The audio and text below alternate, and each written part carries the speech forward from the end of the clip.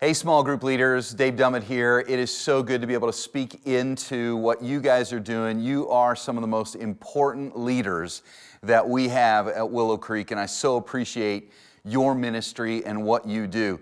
The folks have asked me to share a little bit about the next vision and what that means for you all. And they told me, hey, Dave, it's super casual, just kind of, just speak from your heart. It's just real casual. And I thought, well, if it's casual, then, you guys probably have something to drink. I want to make sure I had something as well. So let's sit back and we'll talk about the next vision. Part of the next vision at Willow that we talked about is X factor multiplication. And when I shared that message on the weekend, I really focused more on the inspiring part of that vision, to talk about new churches, new campuses for Willow. But guys, for that to happen, for the inspiring big macro multiplication to happen, we really need to have a healthy multiplication culture at all levels. For churches and campuses to happen, we need to be able to multiply weekend services. And if you've ever tried to launch a new weekend service, or you guys know this because you're a part of weekend services, we need to have new teams happening, and we need to be able to multiply at the groups level as well, because when we open up weekend services, new people come, and we want to make sure that everyone gets in a small group. And for new teams to multiply and new groups to multiply, we have to have leaders of teams and leaders of groups apprenticing new leaders. So the idea for us at Willow is that we want to have a culture of multiplication. I want to talk to you today not about the macro part of multiplication, but that micro vision for multiplication. Because listen, Moses, he apprenticed Joshua as a leader, and had he not, the Israelites never would have made it to the promised land. The wall of Jericho never would have fallen. The sun would not have stood still. I mean, Joshua basically established the Israelite people in the promised land, and that wouldn't have happened if Moses wasn't apprenticing him as a leader. Elisha, who preached to kings, who purified the waters of Jericho, who cured Naaman from leprosy, who, if you read in 2 Kings 13, he brought a man back to life when he himself was dead. The guy just touched the grave of Elisha, or was buried in the grave of Elisha, and came back to life. And Elisha wouldn't have done those miracles had Elijah not been apprenticing him as a leader. And if you've read the New Testament, you know that Barnabas apprenticed Paul, and Paul apprenticed Timothy. And man, had that not happened, we wouldn't have books like 2 Corinthians and Philippians and Colossians and 1st, 2nd Thessalonians and Philemon and Ephesians.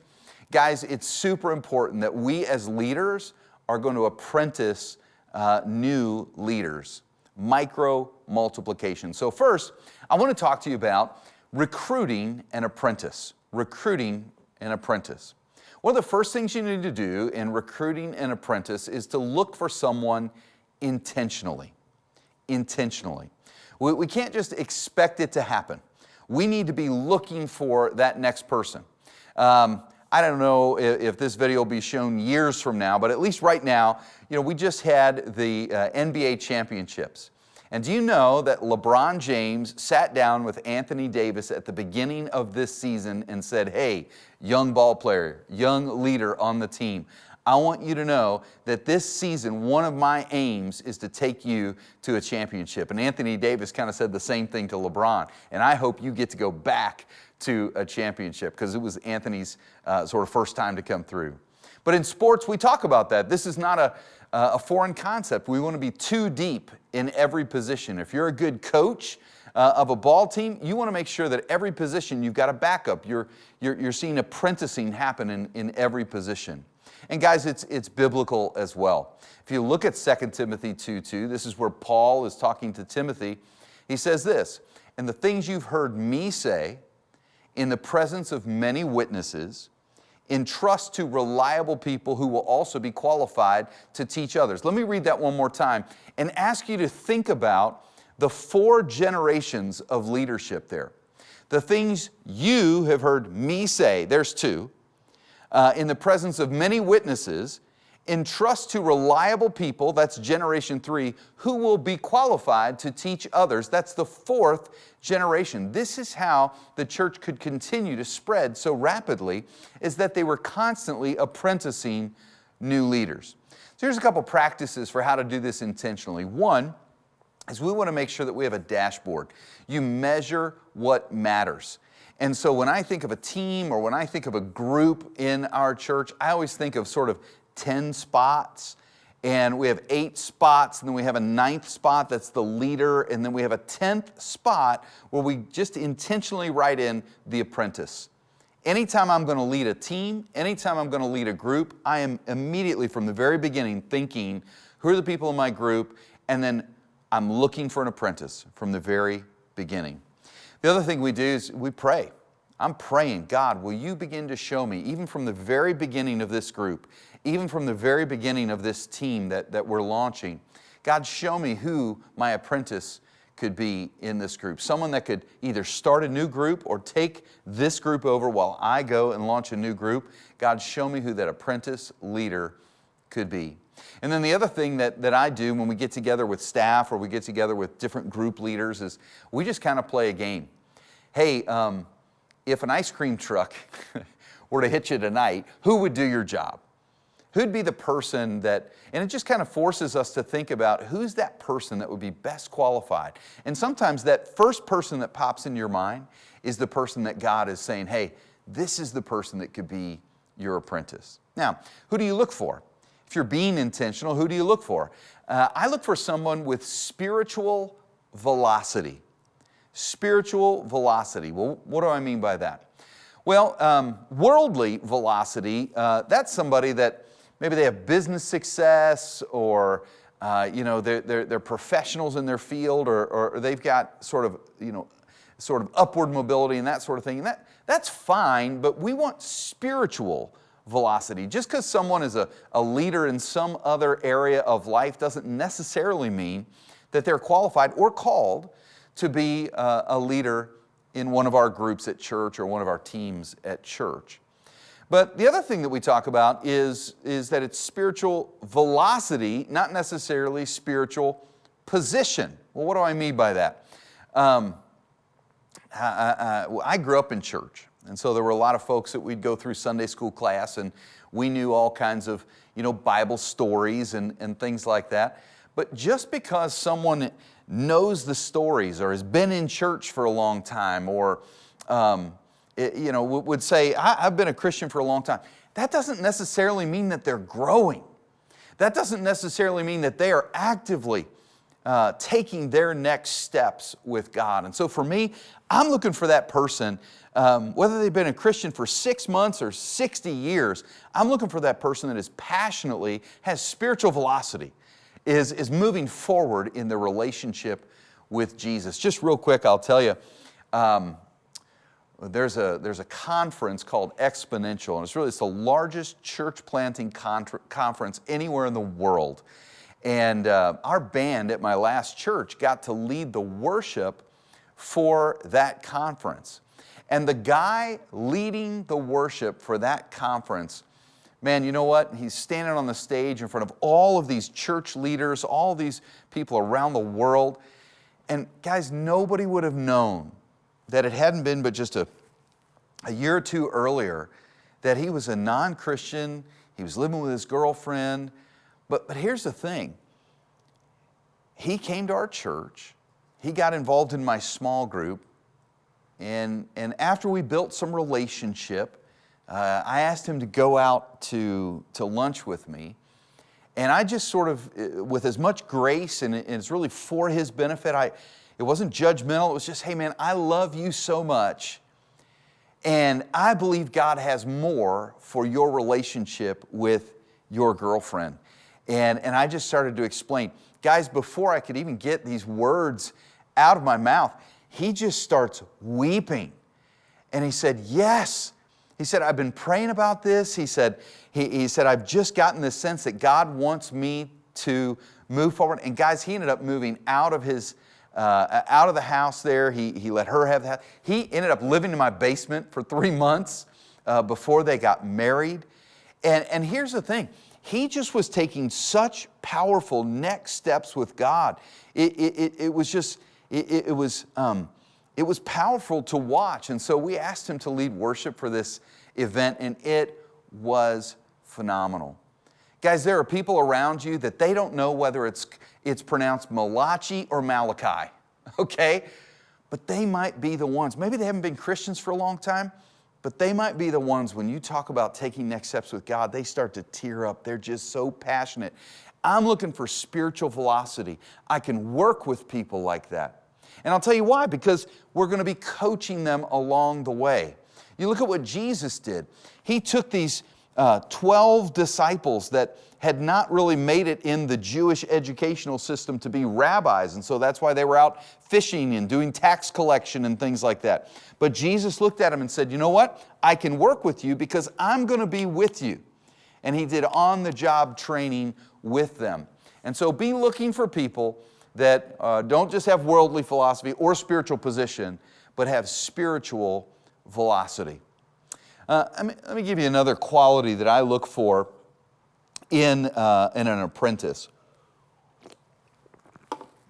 I'm looking for somebody that's teachable. Teachability. And, how do I define that? For me, that's somebody who is humble, they have humility, but then also someone who has application, who when you coach them, they follow through. When God called Moses in that famous burning bush story, Moses was both very humble. He said, man, God, I don't even know if I've got what it takes to pull this off. I'm not a great speaker. I'm going to need some help. He was very humble. But then also, when God gave him instructions, when God showed him, hey, this is how it's going to work. Take your staff. Go talk to your brother Aaron. He gave him instructions. Moses followed through and did it. Guys, there are some people that when you start thinking about them as apprentices, there are some people in your groups or your teams that honestly there's just not the humility there. And I'll tell you this, not to be, but they usually come from other churches. It's usually the person that comes up and says, hey, you know what? I was an elder at my last church, or you know what? I sang in the band in my last church, or whatever. Sometimes they just don't have that humility. Man, I want somebody that when I talk to them, they kind of, man, I can't believe you see this in me, but man, if you see this in me, then I'm super excited to step up. I'm looking for somebody that's humble and teachable, and I'm looking for somebody that when I coach them, when you coach this person, when you say, hey, this was great how you led this, but let me give you a little feedback. We're looking for the person that will actually follow through. There are some people that when you talk to them, they're immediately humble. They receive the feedback, but then they do nothing with it. And so for me, it's somebody that's humble and also somebody that can follow through on feedback. Teachability is huge. Let me give you another one. Relational intelligence. I'm looking for somebody with relational intelligence. Is this somebody that is self-aware, that can take nonverbal cues, that isn't the person that always has to be the center of attention? Is this the person that, other people are magnetically drawn to this person, that they already have sort of a social following in the group? If they say, hey, I want to have dinner with somebody, people are like, yeah, I want to go have dinner with this person. I'm looking for some of the people that have relational intelligence. If their job primarily is not task-oriented, but as a leader of a group or team is to really interact with people, then I'm looking for people that are people, And one of the things that I'll ask is, if I can imagine pulling up to church and I see this person's car in the parking lot, what's that first reaction in my heart or in my head? Is it sort of oh man, like Susie's here? And it's just sort of this uplifted, positive reaction. Man, if that's true, that's probably somebody that's self-aware. That's probably somebody that's a people person. That's somebody that's got some relational intelligence. But if my first reaction is, oh gosh, John's here, then that might be somebody that you want to steer clear from, or just give them some more time to grow in that area of their life. I'm looking for somebody as well with a bias toward action. Man, you look at Peter in the New Testament, the guy was always getting into trouble, but it wasn't because of things he didn't do. Like, he was constantly sticking up. He was, or speaking up. He was constantly the guy that was jumping out of the boat to go to be with Jesus. He was the guy that was ready to defend Jesus with a sword. I mean, Peter was this guy that just had a bias toward action. And I'm looking for somebody that, as an apprentice, who, man, if something needs to be done, they're popping up to do it. They're jumping in to make it happen. And I'll give you a little trick. One of the things that I'll do, if I've got a group and I'm not quite sure who the apprentice is or who I should ask, one of the things I'll do is kind of at the last minute, I'll tell the whole group we're going on vacation. Or I'll say I can't make leading that group. And I'll just throw it out there in a group email like, would anybody like to lead? In other words, I kind of intentionally drop a ball. Now, you got to be careful about this, but I just kind of intentionally throw it out there. You know what? It's usually the person that says, I'll do it.